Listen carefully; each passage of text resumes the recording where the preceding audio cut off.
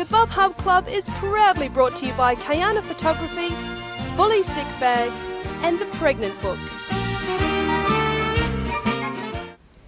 Hi, and welcome back to the Bub Hub Club. I'm Brad Lauder, your host and co-founder of the Bub Hub, Australia's leading independent parenting website. The Bub Hub site offers a wealth of information and advice on countless parenting topics, from conception, pregnancy, birth, babies and beyond. In this episode, we'll be looking at child behaviour and development. Stay tuned.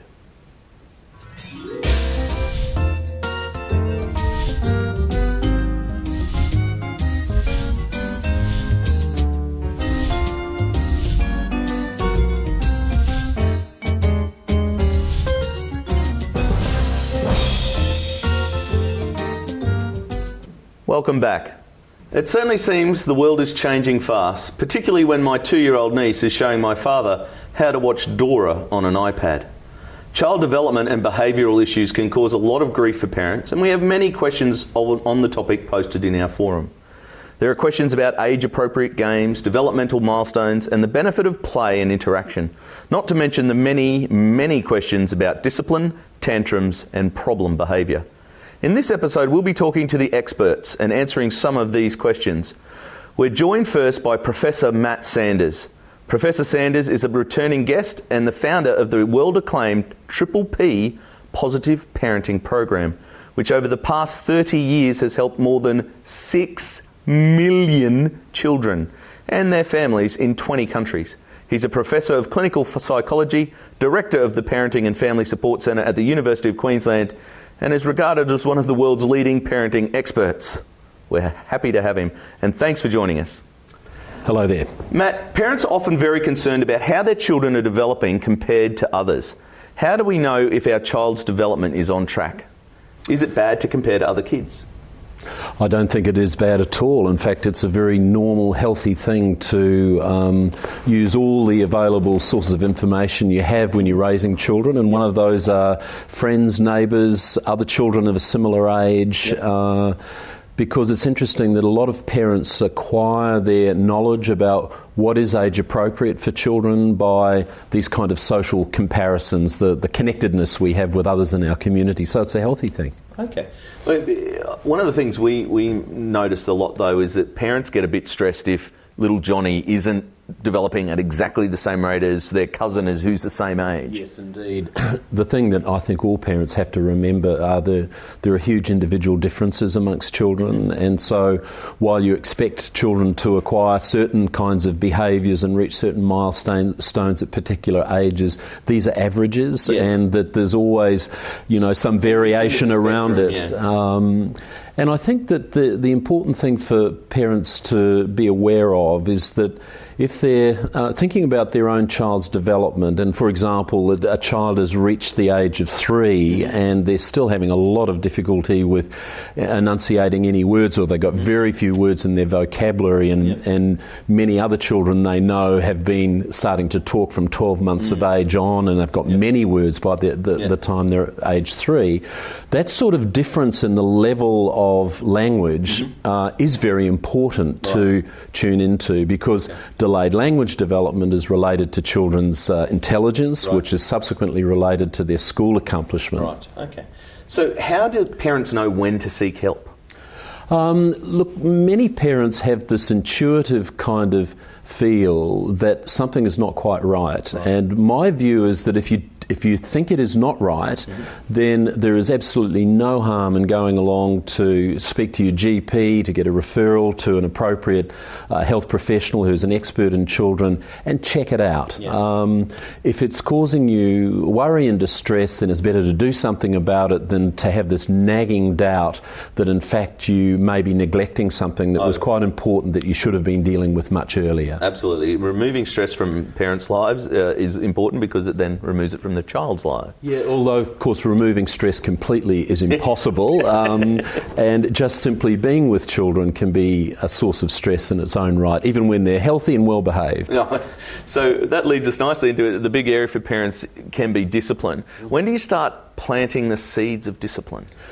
Well, it's interesting when you start thinking about the very earliest sort of behaviours, if you like, that start to be a source of distress for parents. I mean, one of the first ones is just children's fussing and crying, and then you've got early sleeping difficulties, and you've got nighttime waking that's, not just about being fed and so on. And the thing is that children are learning all the time in a world that is predictable, and in a world that is kind of safe, and there's lots of encouragement and positivity and plenty of nurturance and physical affection. Children are learning that their parents matter, their parents' voice matters, what parents say starts to matter. So when you've got children who are on the move and they're starting to become more mobile and they're moving into the, past a 12-month period, you're going to get testing of limits. Parents will start to experience the no, and it's actually one of the first words that children learn, and some kids become very good at it.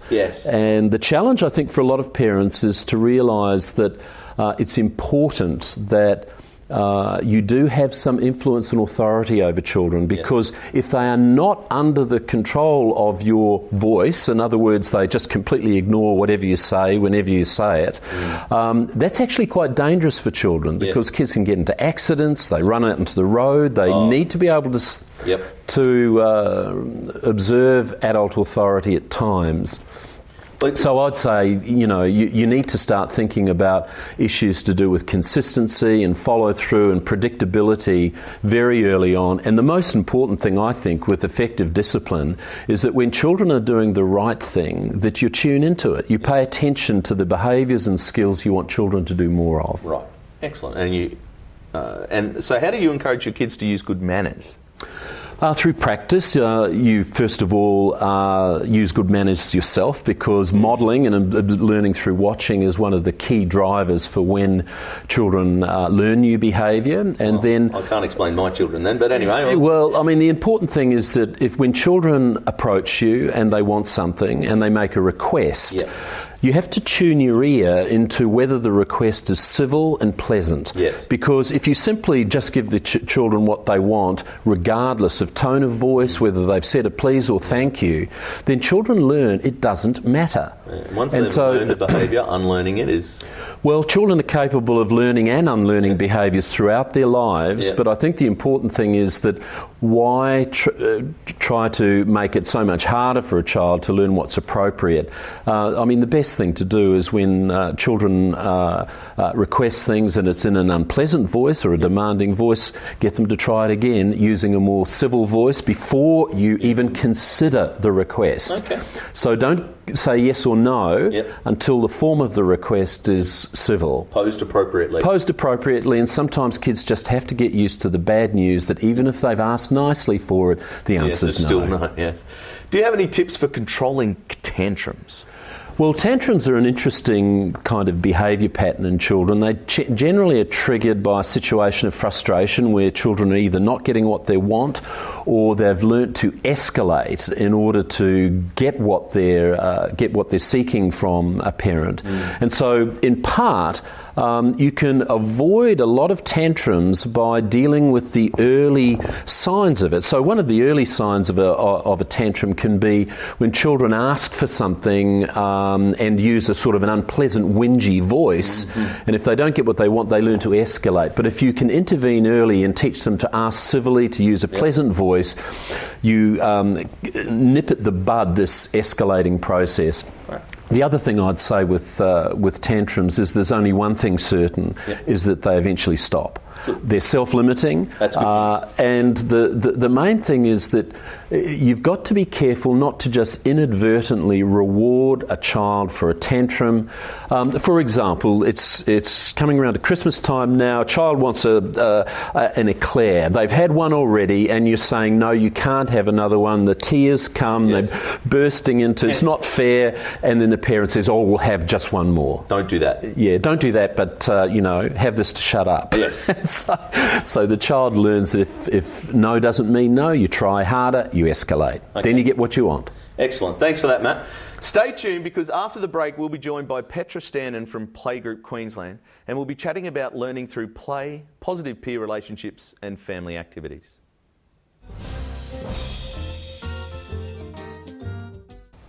Welcome back. We've been chatting to Professor Matt Sanders, and we're also now joined by Petra Stanton. Petra works for the Playgroup Children's Foundation, raising funds to support the work of Playgroup Queensland. She's a former Playgroup member and a mother of 4.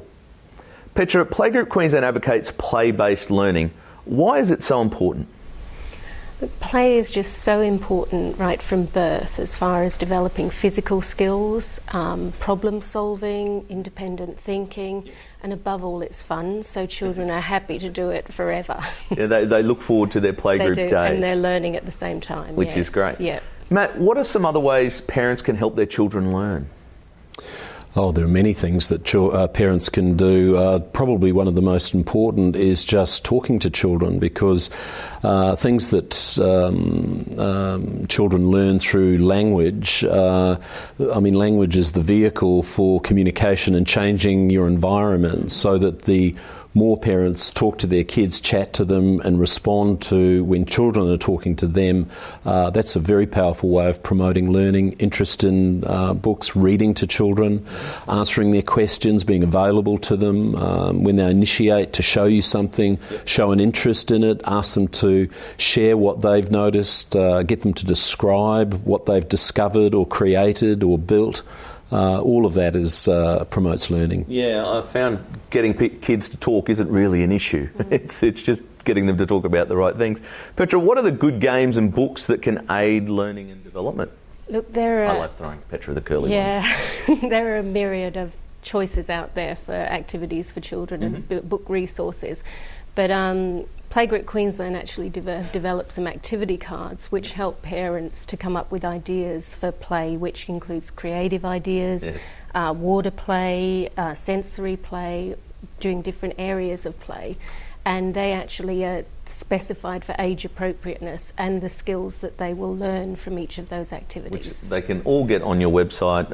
Triple P has a wealth of information, so there's lots of different areas you can go. If you're stuck at home and it's wet and rainy and you haven't been with your kid for a long time, there are options, people, so just relax. Matt, why are family activities so important? Well, family activities provide an opportunity for families to come together, to share experiences, to talk and listen to each other's kind of journey through life, their moments of celebration, their moments of family tradition. So, for example, having a family mealtime is extremely important for children to learn social etiquette, to also kind of monitor and regulate children's nutrition in some ways. So that, you think about family activities, they're also playtime. They're times for creating music, for creating energetic play, ranging from kicking a football around to shooting a basketball.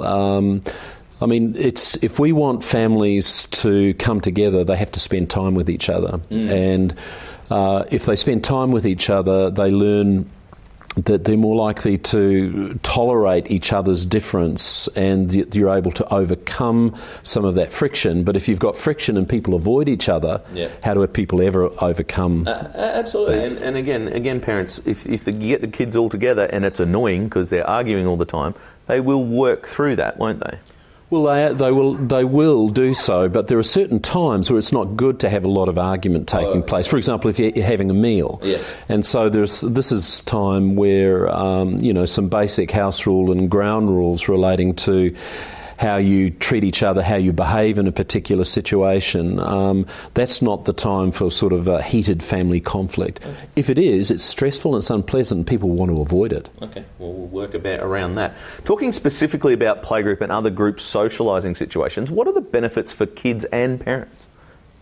As far as playgroups are concerned, it's a lot of value for children and adults, and especially for children themselves. There's a lot of activities to do, which helps their development both socially and cognitively.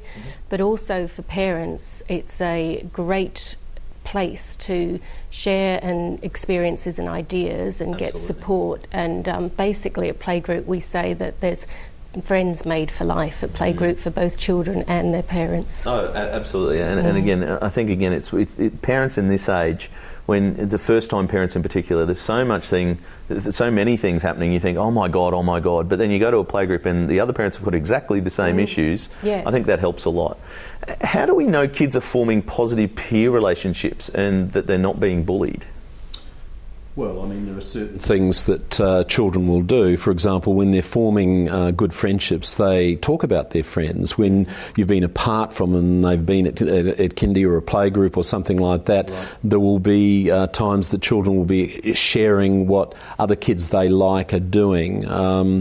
If children are having, a tough time of the peer group, sometimes there are obvious things that you can notice, like kids come back to you after being with those other children and they're unhappy, they may directly complain to you, or you might even see a kind of a ripped shirt, or if children have been attacked, there can be bruises and unexplained marks on the child's body, which would suggest more severe kind of assault that children have had.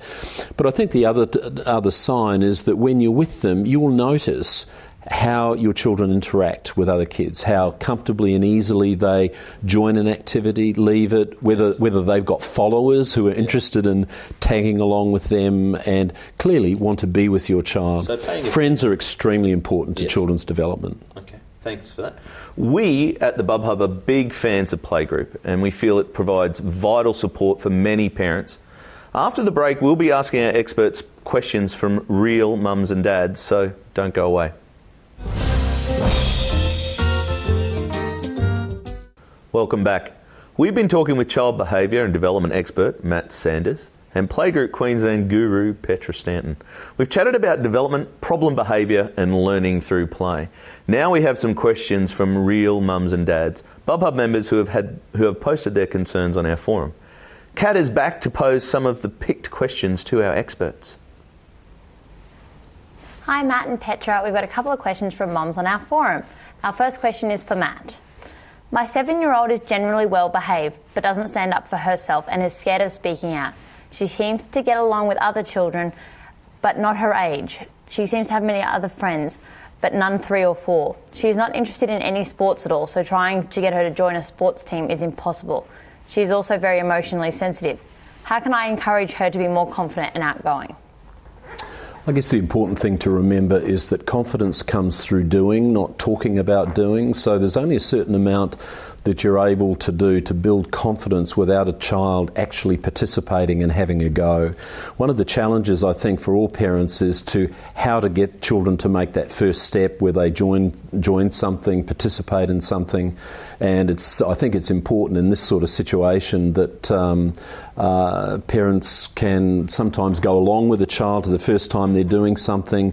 Kids may be lacking in confidence about their physical capability in terms of catching, throwing, jumping, because literally they haven't had enough experience with it. They're not confident of their own coordination. So there are things that parents can do at home, in the backyard, on the beach to help kids with coordination, which in turn can increase kids' confidence at wanting to try things.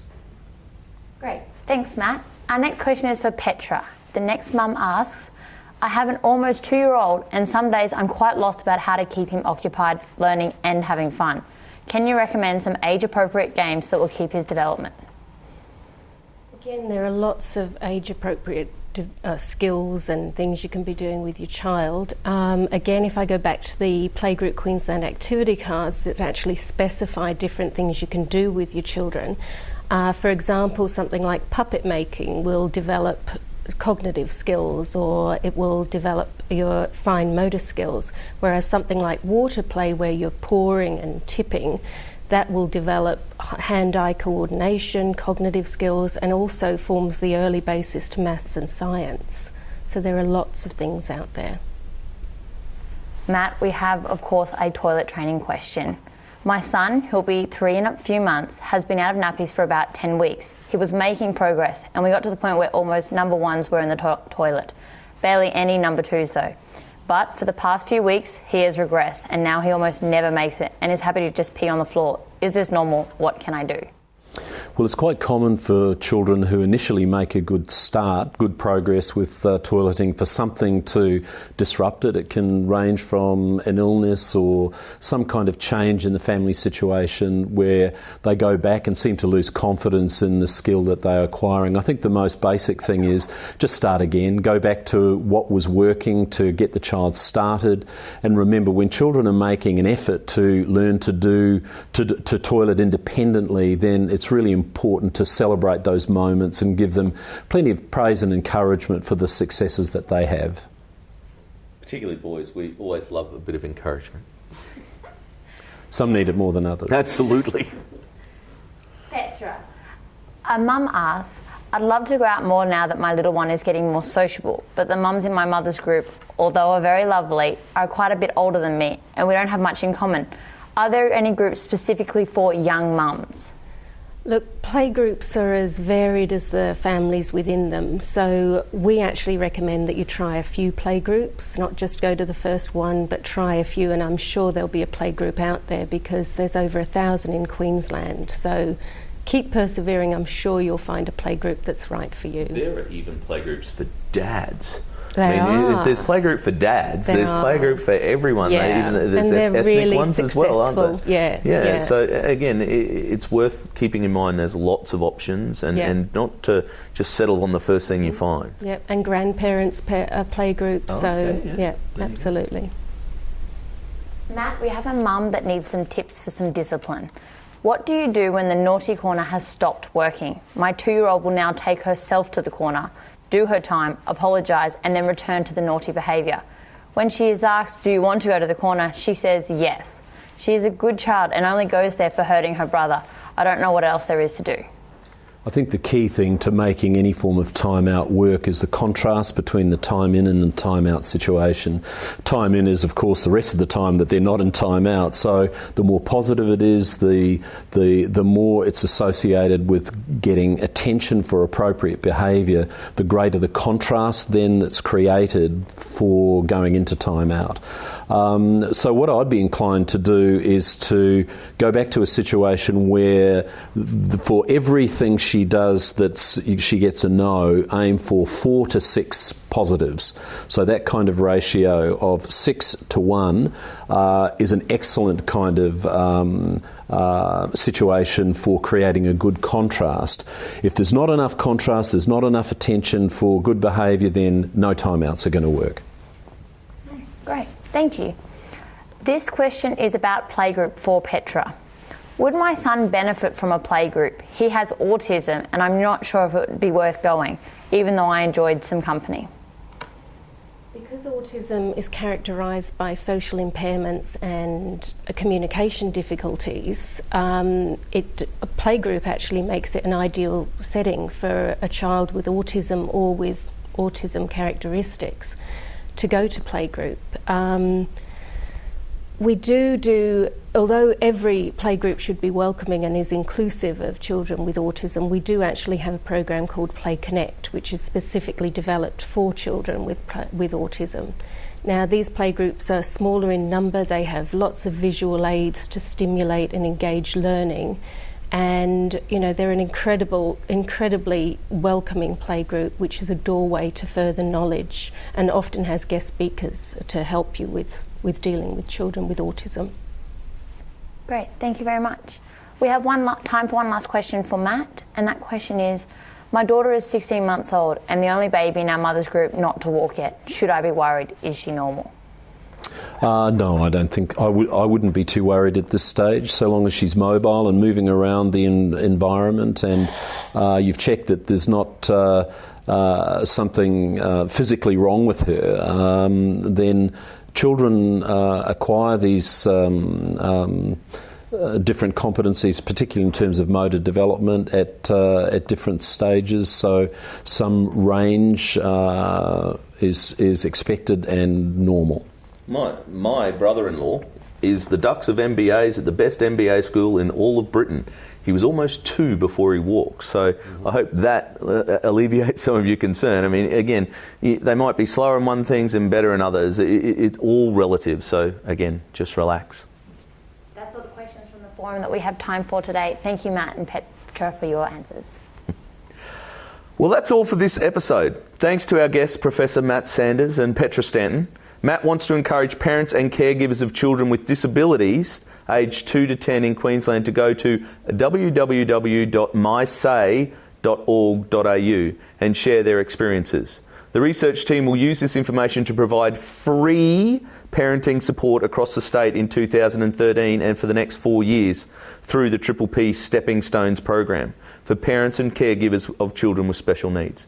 Professionals who work with children with disabilities can also fill in the survey and are eligible to apply for free Stepping Stones training and program resources. If you'd like to join a playgroup, just head to Playgroup Queensland or playgroupqld.com.au or call 1800 171 882. You can also donate to the foundation online. Remember, if you have any questions about your child's behaviour or development, you can ask them on the Bub Hub forum along with countless other topics. The Bub Hub is Australia's leading independent parenting website with thousands of forum members, a great directory, articles, blogs, basically assistance for almost any parenting issue. Tune in next week when we discuss the issue of parenting in the 21st century, how things have changed and how you can find support in this modern world. Remember that every journey is different and that you are not alone.